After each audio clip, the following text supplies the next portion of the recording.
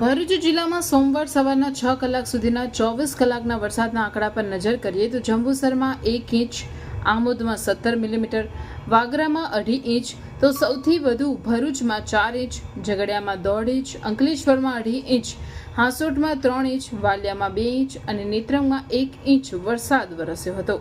ભરૂચ શહેરમાં વરસેલા 4 ઇંચ વરસાદના પગલે ઠેર ઠેર વરસાદી પાણી ભરાઈ ગયા હતા અને જનજીવન પર અસર પહોંચી હતી. તો આ તરફ ગ્રામ્ય વિસ્તારોમાં ખેતીલાયક વરસાદ વરસતા ખેડૂતોમાં ખુશીનો માહોલ જોવા મળી રહ્યો છે. રવિવારના ઓવરટાઈમ બાદ સોમવારે પણ સવારથી વાદળછાયા વાતાવરણ વચ્ચે મેઘરાજાની અવિરત બેટિંગ ચાલુ રહી હતી. હવામાન વિભાગ દ્વારા પણ ભરૂચ જિલ્લામાં ઓરેન્જ એલર્ટની આગાહી કરવામાં આવી હોય. દિવસ દરમિયાન ક્યારેક આક્રમક તો ક્યારેક હળવા મૂડમાં મેઘરાજા રહ્યા હતા.